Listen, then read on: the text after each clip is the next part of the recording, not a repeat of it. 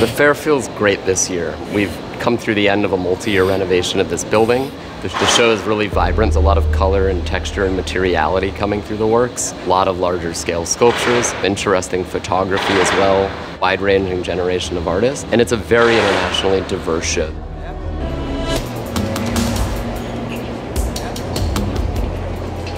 Christina uses oil paint, so there's a real plasticity to the texture. It's kind of about borders and boundaries and things that aren't binary, that are fluid and meshing somehow together. I think it's kind of beings finding themselves. How do boundaries get crossed? What is the boundary of a body? What is the boundary of a gender?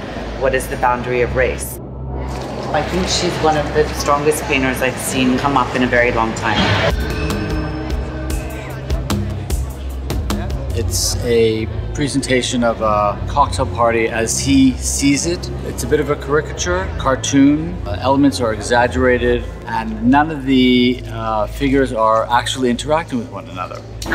Today, we are obsessed with observing people, and this is an opportunity to really stand back and observe a kind of frozen moment in time. We're deeply supportive of our younger galleries, both within the project-specific sectors like Positions or Nova, but also in helping support galleries come up through the ranks in the main sectors of the fair.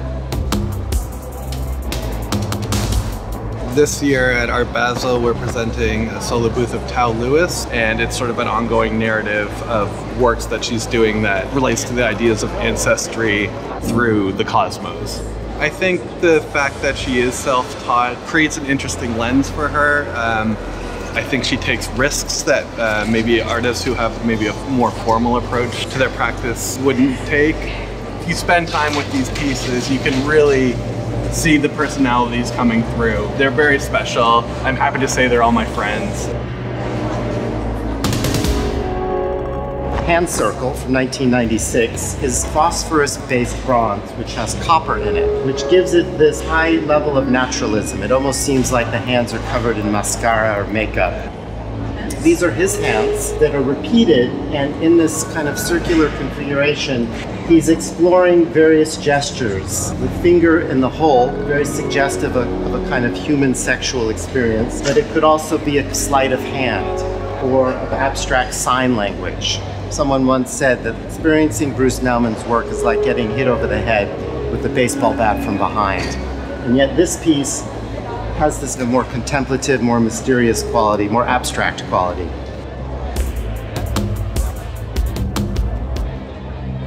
La fuerza nace del movimiento. Tiene tres oficios: tirar, empujar, inmovilizar. The aim of Juan Carlos Romero with Violencia was to shock the spectators into realizing that violence was the only way to fight the oppressor's violence. This is what he called emancipatory violence. The work started about a little over 3 years ago, where Julie had just traveled to China and observed these beautiful cave paintings. This one is luminous appearance and transmigration, transmutation, and last breath. One of the things we're most proud of that happens in parallel with the show is our Conversations program, which this year bring together over 50 different speakers, whether curators or artists, museum directors, collectors, activists, writers from all over the world. All of these talks are available online. I remember growing up and hearing about Lorenzato's work, and it was sort of a hidden secret. He developed his own technique because he had these tools, so he would kind of comb the paintings. I love this from 1994. It feels to me like a New Year's Eve, where you can see the sky lit by these flowers of fire.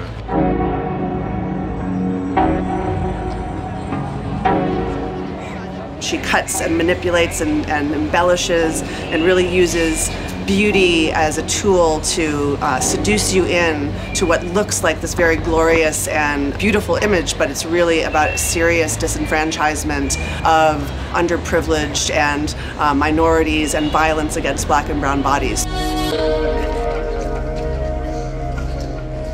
One thing that we're incredibly proud of at Basel is the extent to which artists themselves are engaged with what happens here. The notion that art fairs are an isolated commercial sphere, separated somehow from the studio and from artist practice, is no longer really the case whatsoever.